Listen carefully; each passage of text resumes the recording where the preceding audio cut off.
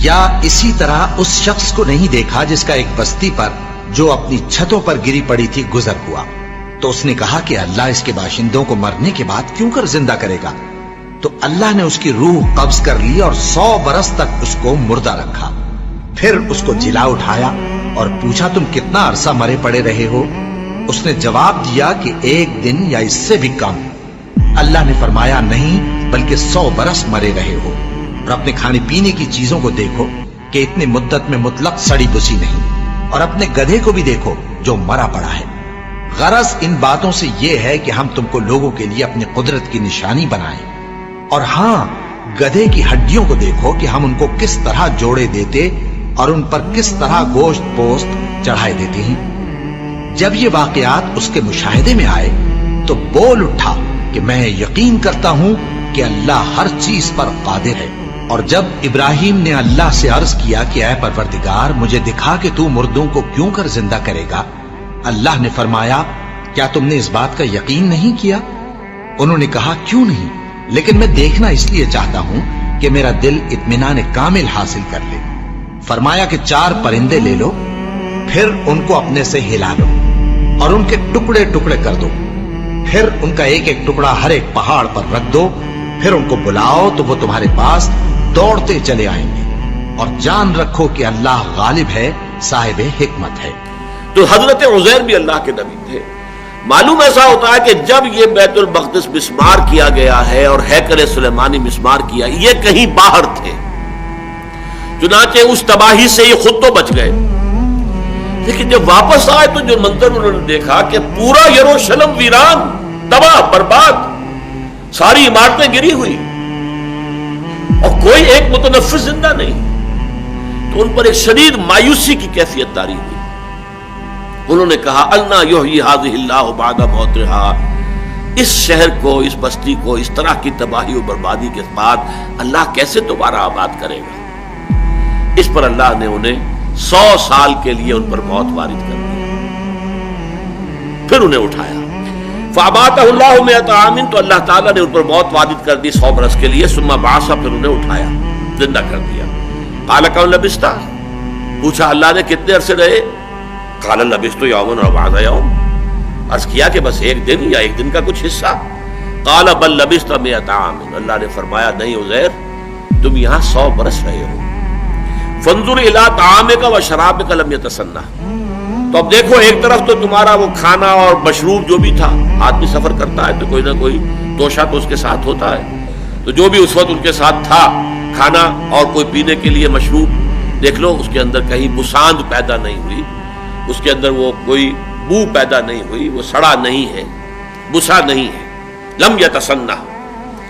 وانظر الى حمارك، اب ایک طرف تو وہ چیزیں بھی صحیح سالم موجود ہیں، خود بھی پورے صحیح سالم جیسے جوان تھے اس وقت ویسے کہ ویسے جوان رانا کھڑے ہو گئے، لیکن ان کی سواری کا گھڑا جو گدھا تھا اس کی ہڈیاں علیحدہ علیحدہ پڑی ہوئی ہیں اور بوسیدہ ہوئی ہوئی ہیں، نہ کھال ہے نہ گوشت کا کوئی وجود ہے، ڈھانچہ ہے اور وہ بھی بکھری ہوئی ہڈیوں کا ڈھانچہ۔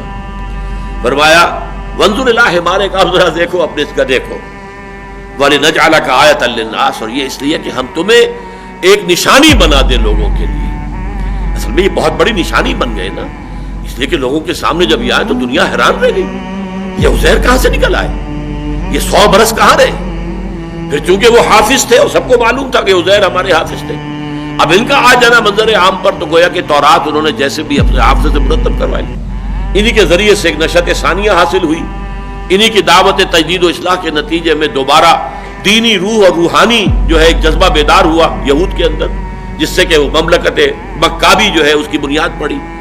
یہی وجہ ہے کہ یہود کا ایک طبقہ ان کو اللہ کا بیٹا کہتا رہا، یہ جو قرآن میں آتا ہے قالت الیہود عزیر ابن اللہ وقالت النصارى المسیح ابن اللہ، تو یہ عقیدہ ان کا سارے یہودیوں کا نہیں ہے، لیکن یہود کا ایک طبقہ ان کو بھی ان کی اسی عظمت کی وجہ سے کہ ان کی نشأت ثانیہ دوبارہ دنیا میں عزت اور ثروت اور اپنی جو دنیا میں اقتدار انہیں حاصل ہوا ہے، سلطنت اور سطوت، تو وہ ان کے ذریعے سے ہوا، اس لیے وہ خدا کا بیٹا۔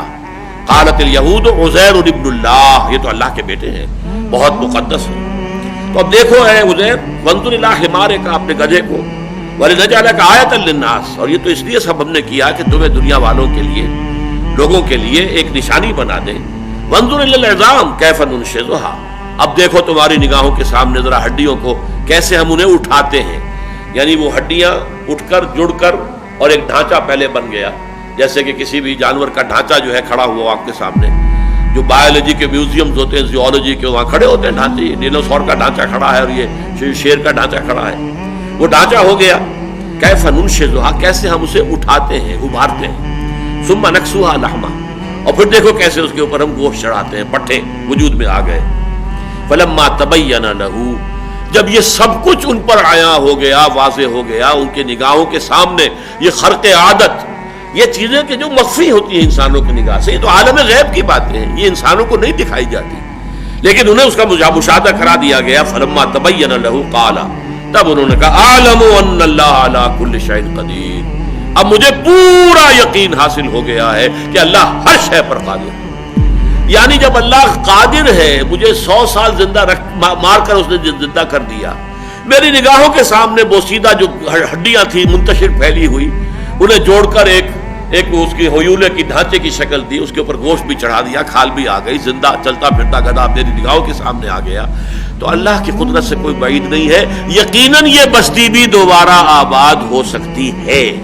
اور یاد کرو جب کہ کہا تھا ابراہیم نے رب ارنی کیف تحیی الموتیٰ، پروردگار ذرا مجھے دکھا دے تو کیسے تو مردوں کو زندہ کرے گا، یہ میں مشاہدہ چاہتا ہوں. قال اولم تؤمن، بڑا پیارا سوال کیا اللہ نے.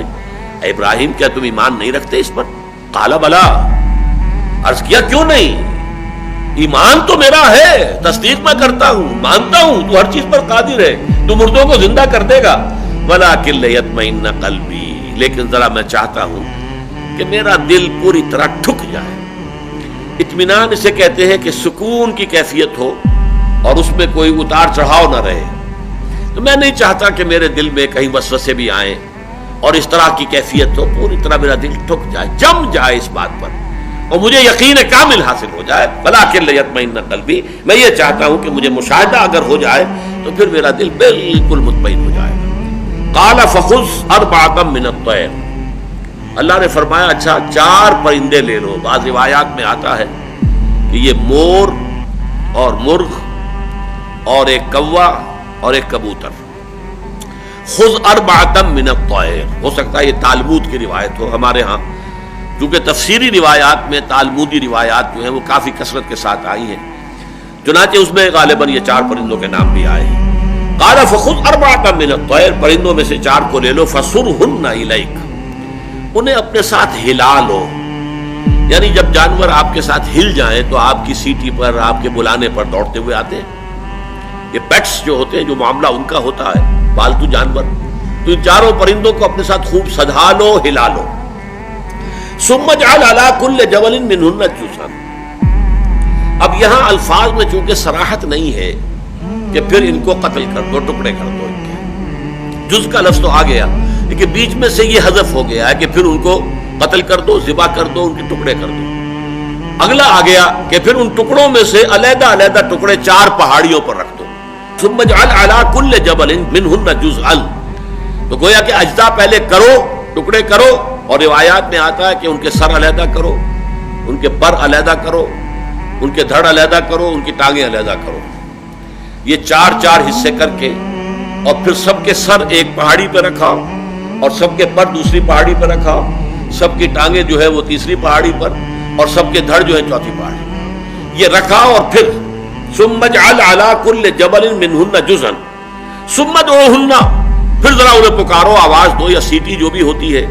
یاتینک سعیا، وہ تمہارے پاس آ جائیں گے دوڑتے. وعلم، اور جان لو، اچھی طرح جان لو، یقین کر لو، ان اللہ عزیز الحکیم، کہ یقیناً اللہ تعالیٰ زبردست ہے، کمال حکمت والا.